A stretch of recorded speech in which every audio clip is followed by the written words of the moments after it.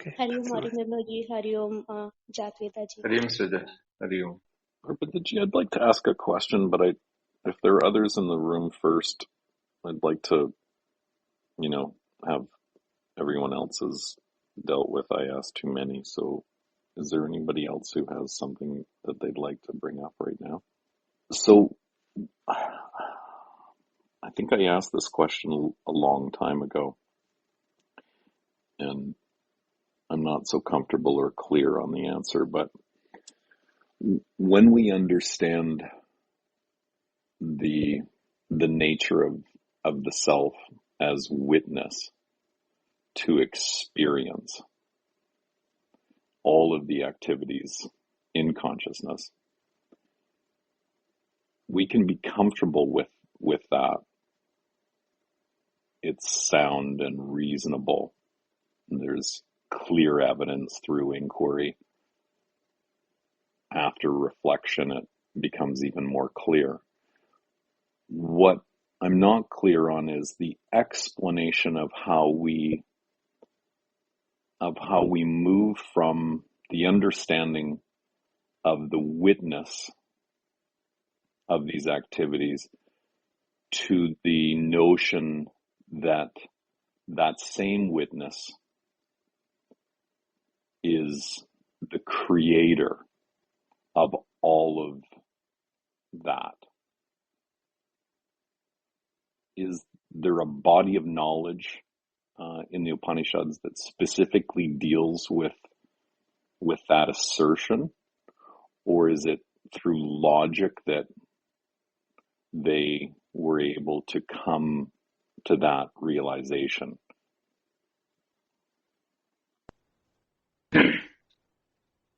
Upanishad words are there, mantras are there.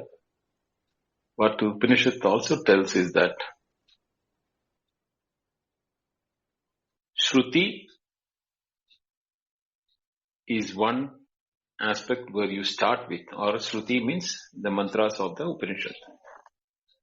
But no, there are words and eulogy or explanation or exaggerations for various aspects also in the Shruti, which you should discard, because every truth, because truth has no form. Truth can be understood only when it is applied or exhibited by which is not part of the truth. Same way, the Upanishad has to mix both the truth and what is not truth. That is why para and apara vidya. Dve vidye veditavye. Both have to be understood. Same way, when the Shvetavasudara Upanishad talks about Trishu Damasu Yad Bhogyam Bhokta Bhogascha Yad Bhavet Tebhyo Vilakshana Sakshi Chinmatroham Sadashivam. That is, Trishu Damasu. Trishu means in the three.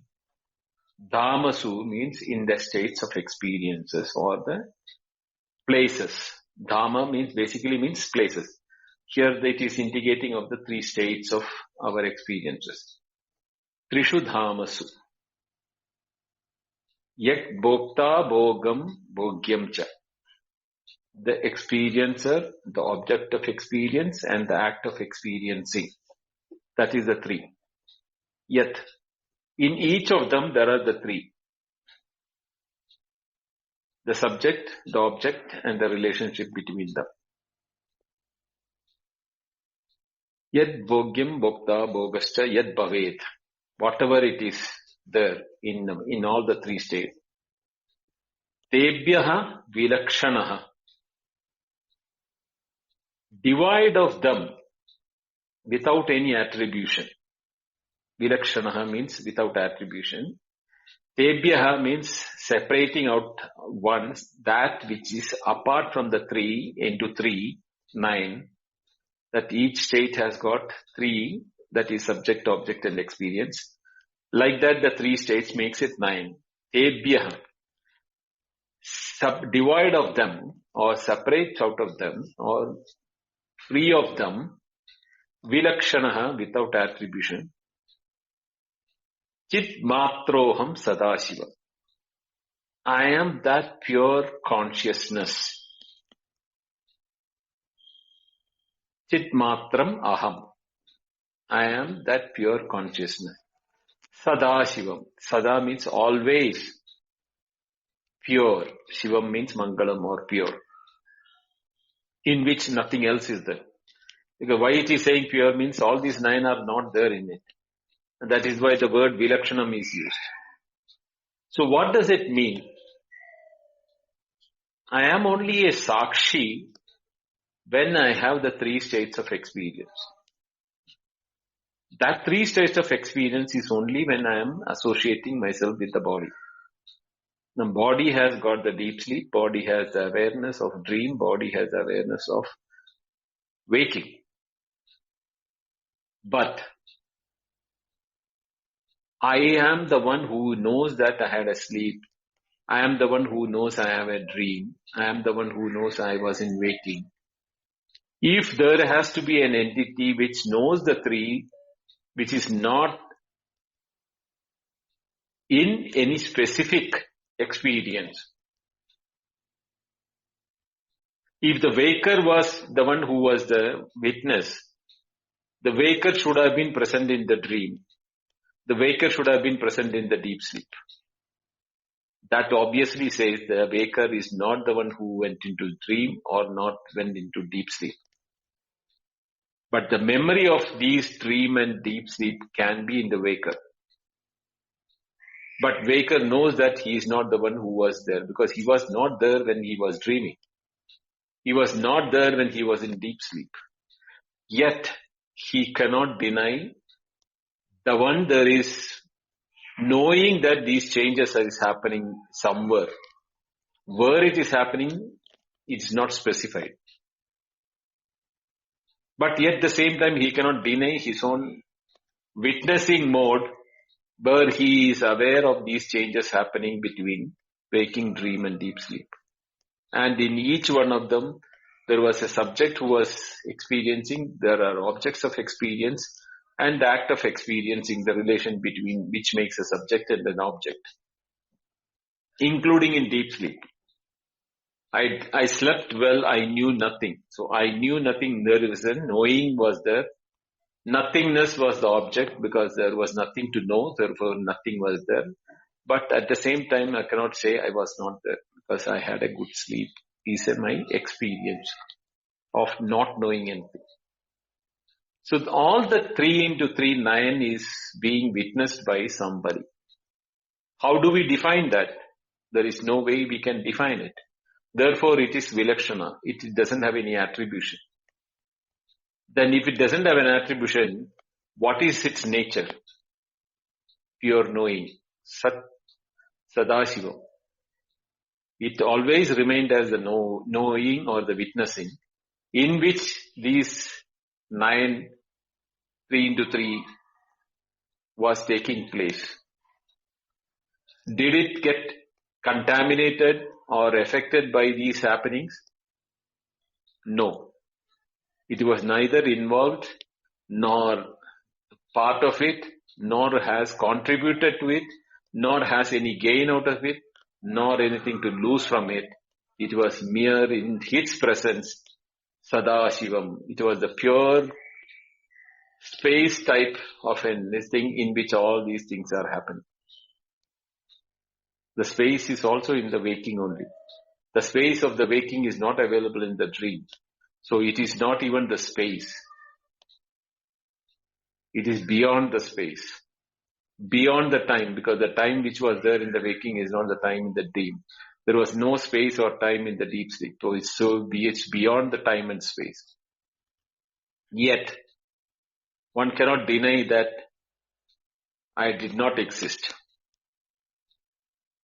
That is the state in which one has to identify himself when he explains or experiences every experience, whether it is waking dream or deep sleep, in all the three, he has to locate himself in that as long as he is want to know as a witness. But he is also not the witness because these three have no independent reality without him. Therefore, this Sakshi also is only as long as he is seeing these things. But he was always Sadashivam, Chit Matroham. That is the nature of reality. This is what the Upanishad says about what is the truth. Thank you, Arabindaji. Namaskar everyone, Namaskar Aurobindo ji. Namaste, Rajesh. I was listening to your discourse. It was such a great pleasure listening to your talk because it comes from a Shrotriya who knows Shastra so well and a Brahmanishta, somebody who has a lifestyle of Aham Brahmasmi, and of course somebody who comes from a parampara. That's a great tradition that you belong to. So I really consider myself fortunate to listen to your talk. Dhanyavad. Dhanyavad, Rajesh. I agree with Rajesh 100%, though I cannot say it that beautifully, but I have this utmost respect and regard. Thank you, Arabinji. All these things, I am passing it on to my Guru tradition, Guru Parampara. I am only a instrument in between. Nimittamatram bhava savyasajini. It all belongs to the Guru Parampara. It's such a beautiful tradition. I just, like when I heard Rajesh speaking, I was beaming about it. And then Raj's reverence for that same, it's, like the whole thing is beautiful.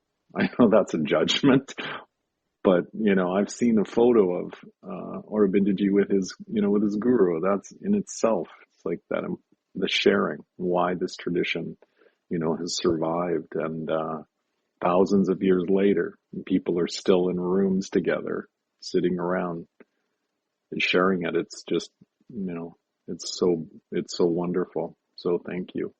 How many more classes are still there for this Upanishad, Mandukya Upanishad?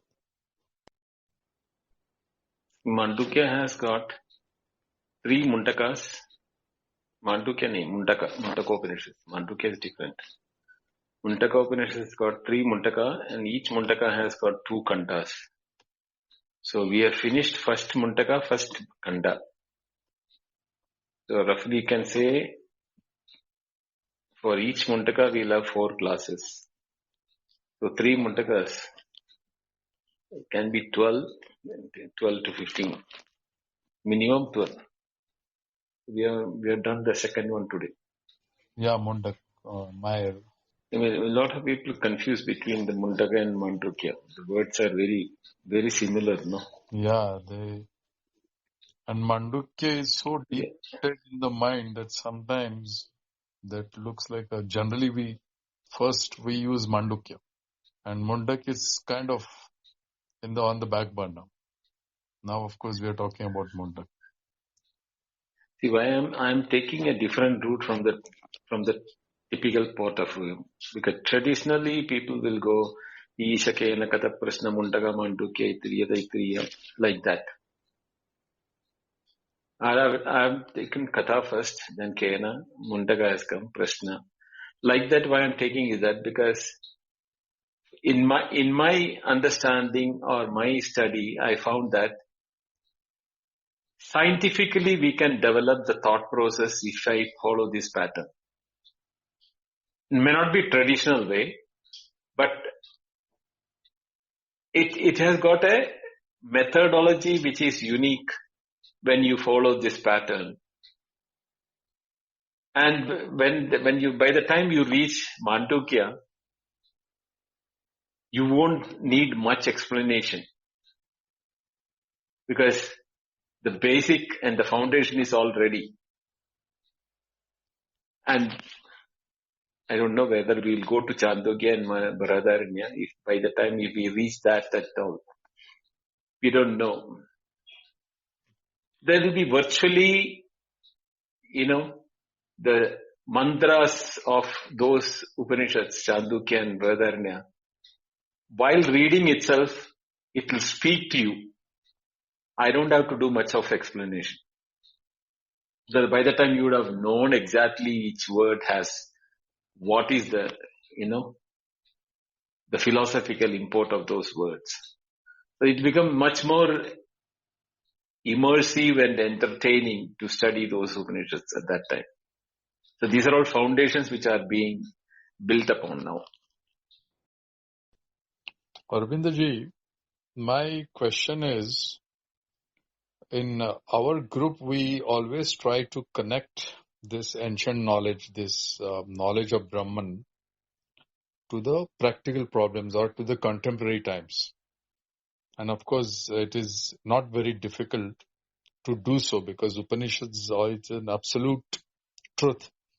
And one can, with Swami Vivekananda's guidance, he has advised us to make it relatable to our today's time, the time where we live in. What are your thoughts on connecting that deep knowledge to the time we live in and how important it is?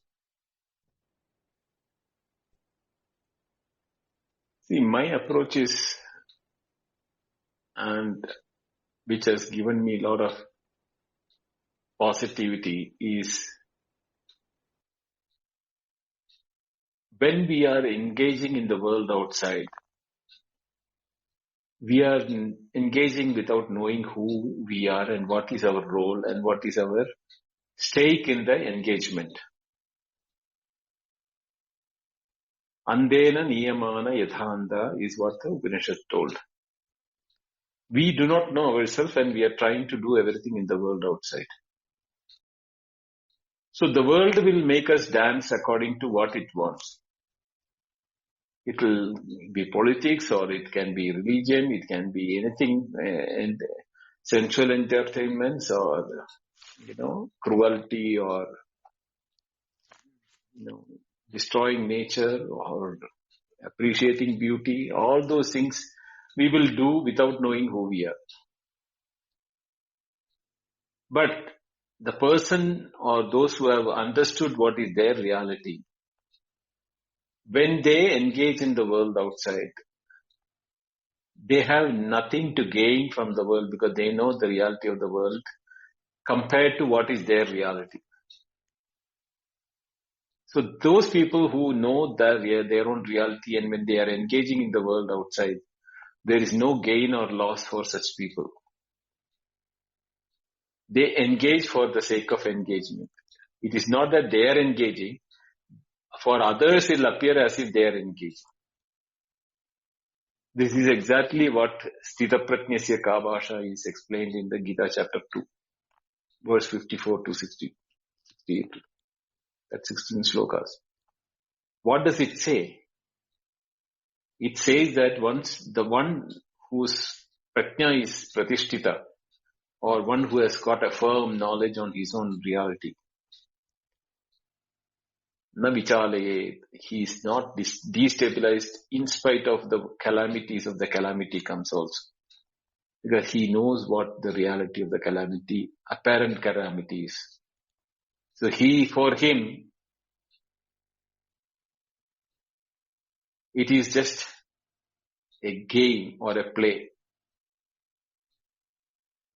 without any intention to give in or lose. Because na sitoshna sukhadukkeshu, labha labho jaya jayo is what is the attitude with which he will be working. For that, we should know who we are first. If we are engaging in the world without knowing who we are, it is just like you are trying to know what the wave does without knowing swimming. You want to know what the wave does and you don't know swimming. When you jump into the wave, what will happen? You will be tossed up and down. You will drink a lot of water. If was not possible, with the grace of the wave throwing you to the shore, otherwise you will sink with the wave. This is what happens with the most of us when we engage in the world without knowing who we are.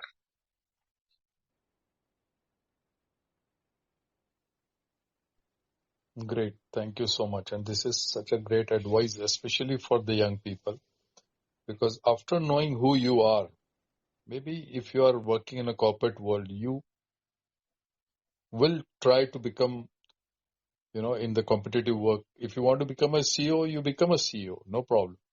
But with the knowledge of who am I, or that self-knowledge, your actions will be very balanced. You will use tyaga and seva. You will be more helpful. So there is no problem in making progress in the material world also. But with that knowledge of self, we can bring in balance, I guess. Because in the world we live in today, there are many demands for somebody who is married or, is living in this very competitive world. There's a big responsibility to earn money, big responsibility to be competitive, to survive, pay your bills. And it is not like the ancient time where people used to go to jungles, for self-discovery and all that. So challenges are very different.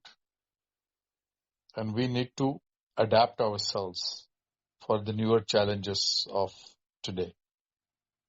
So what are your thoughts on that? What are the challenges is you should ask for whom it is. If you identify as a player in that rat race of the world, then the challenges are there for you. But when you know that, after all, it's not a real rat race, it's a game. The challenges can be successful or failure. Neither the success nor the failure will affect you. But you know the rule of the game. So there will not be your selfishness which will cloud your thoughts and your decisions. So you will be playing a better game than the people who do not themselves. So you will be always successful because you know the totality of the game without your selfishness or your limited viewpoint, which will otherwise cloud or camouflage some of the truth behind the game. So whether getting money, choice of family, pressure from society, for whom is that? If you identify yourself separate from that as an observer, you will be able to engage in that without any problem.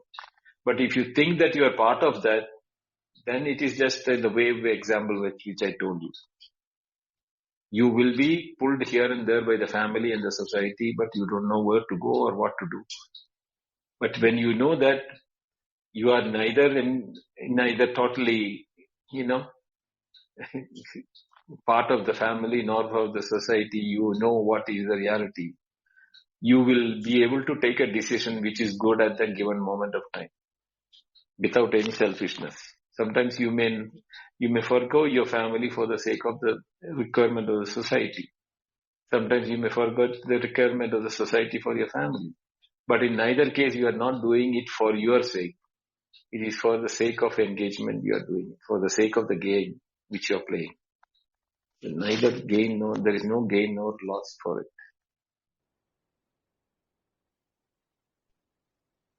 Yeah, I agree with you absolutely. And this is a knowledge for a higher Gyani. There's somebody who is, who has understood everything about, or who has received this Brahma Gyan, or somebody who intellectually understands it, it's easier. But the challenge we face sometimes here is when we want to attract the younger people to Advaita Vedanta. This kind of explanation doesn't appeal to them in the beginning. So we need to find out something that attracts them initially in Vyavahara, in the empirical world. And slowly then, as they walk on the path, they start understanding under Guru's guidance what is really important to them in life, like self-realization. So what should be the approach for people who want to attract a lot of young guys by presenting something that appeals to their mind in the beginning, so that they come to the fold. And of course, once they come to the fold, it is well known, then they will walk on the path with Guru's guidance, and ultimately they will find their true self. Rajesh, Vasana is the basic driving force for anyone. Vasana means the subconscious mind tendencies, the tendencies of the individual are the one which gives him the power or prompting which direction he has to go. Even if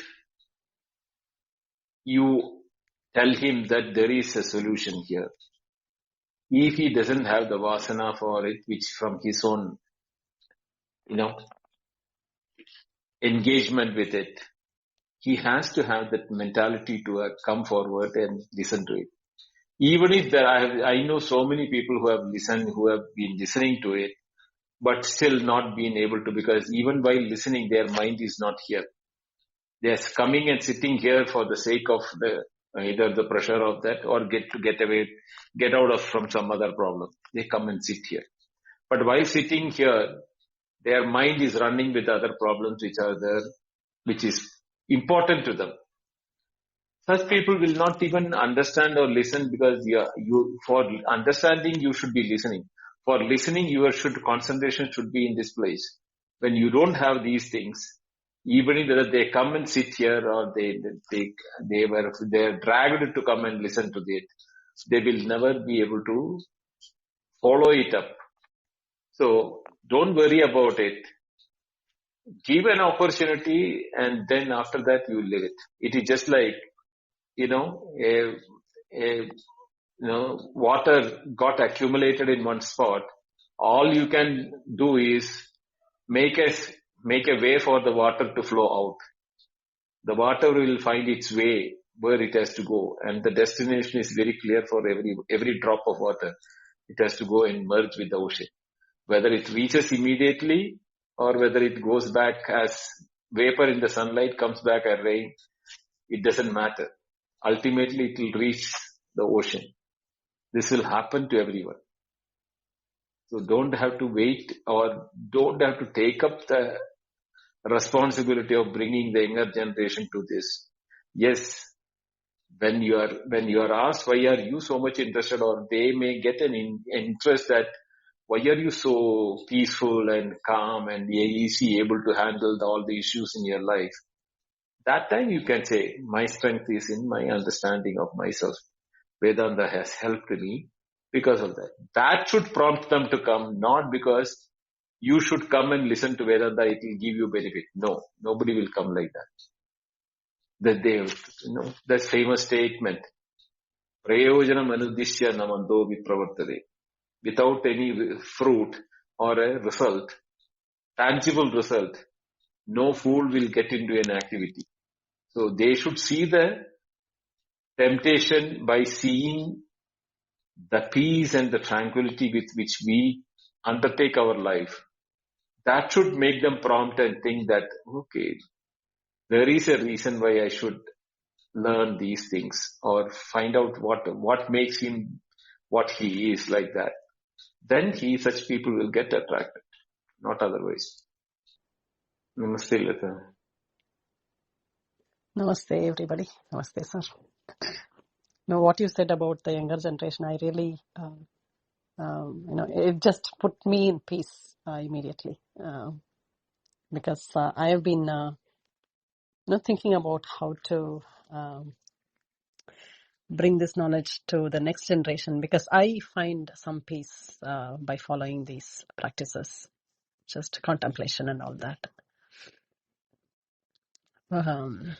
What you said just totally makes sense. I loved your reply. Thank you.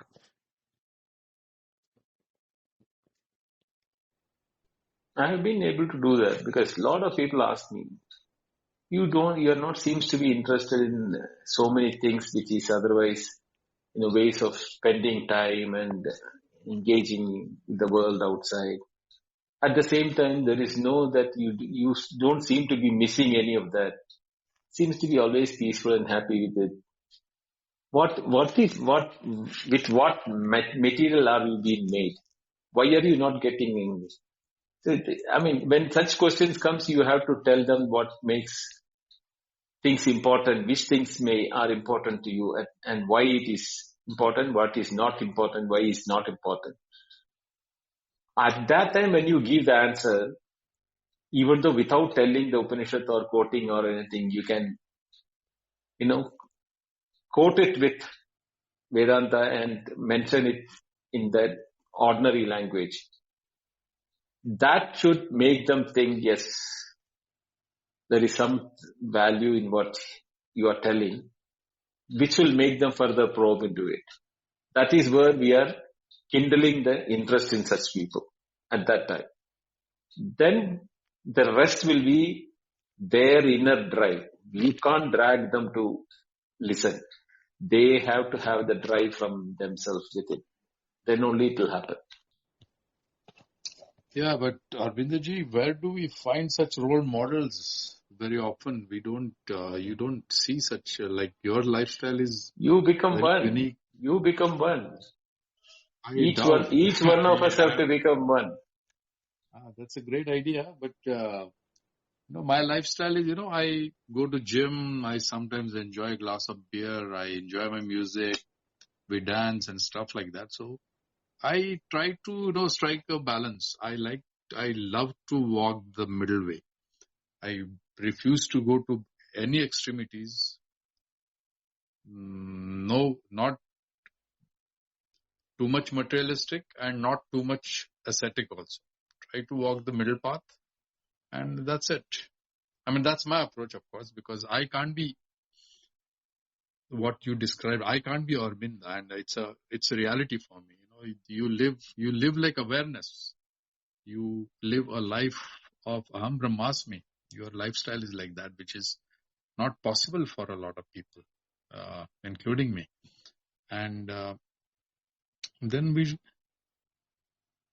but it is my duty to bring young people to the fold of Advaita Vedanta, which I treat as my Guru Run. That is my debt on my head, which I have to repay, which I will never be able to repay fully. But with my small efforts, it is my duty to spread the knowledge of Advaita Vedanta. And as you rightly said, that Advaita Vasana, or the desire to find your true self, will, as Datta Maharaj has said, that Advaita Vasana will happen only after Ishwar's Anugraha, that is Ishvara's grace and blessing only it will happen, and we don't have to do anything, and then they will be pushed towards self-realization more.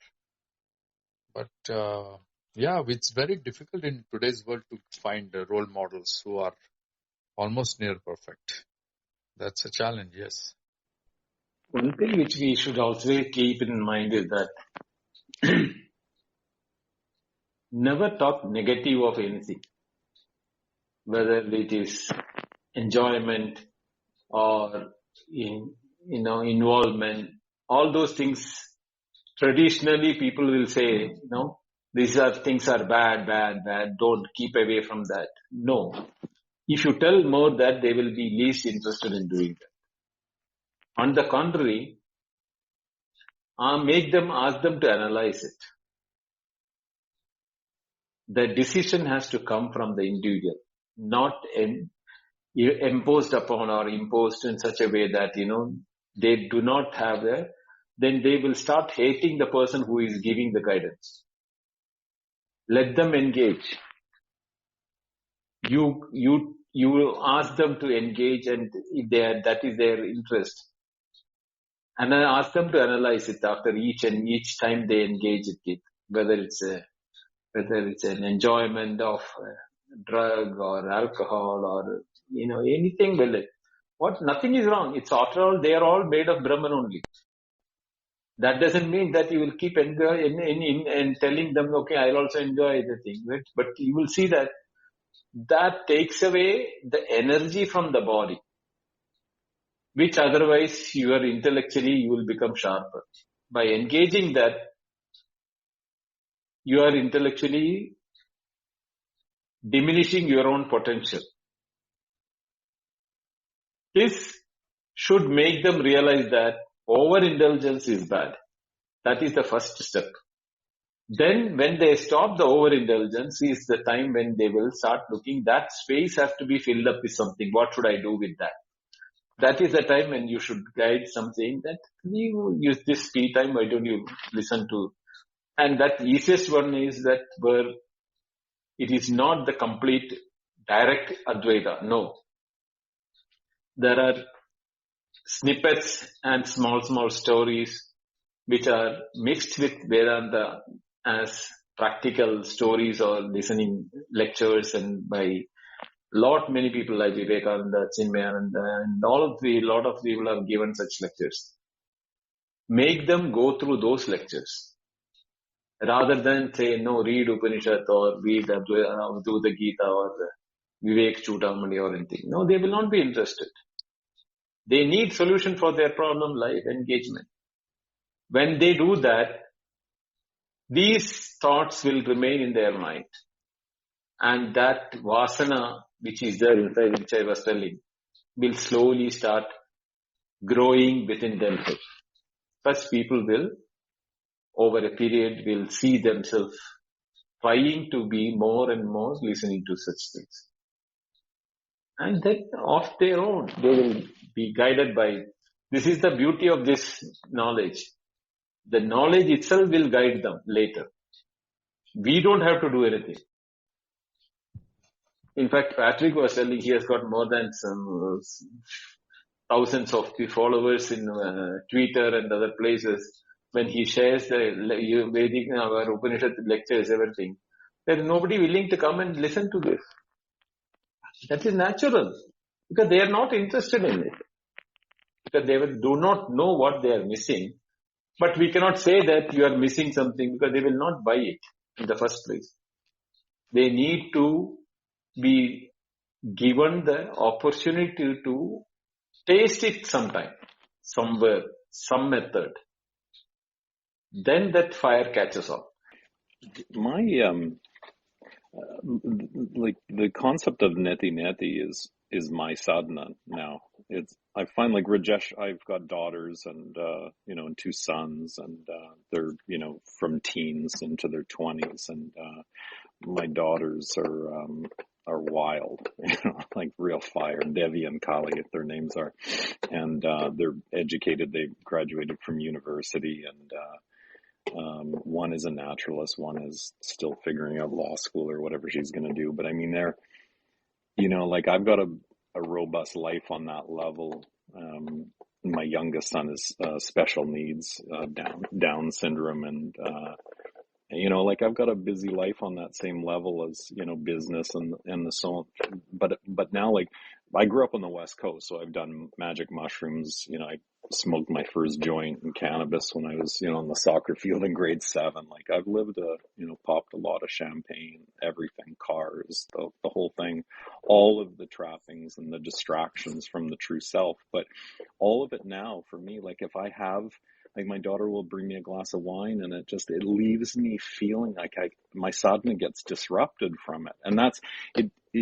Like I'm into Ashtanga yoga. Like the asana, it's an important part of my sadhana, because I still have to be, here and now. But everything, it's like I find now that I'm able to cut it away in that process to see, because it distracts me from that higher purpose, which is to know the self. And as I find that the reward in that sense is that it starts, it works in that sense, that I find that I still love to dance, and I love music. I love podcasts. I love, the learning part of it. But there's always stuff that I can cut out. And I find through that, process of inquiry, the trial and error, that it distracts me from the truth. And that's, I think, the best way that I can put it, so that I know, don't have like a goal, so to speak, but I know that there's something really incredible awaiting me. And each time, like, there's a revelation and I can listen to you guys and learn. And it's just more. It's just more and more. And then it's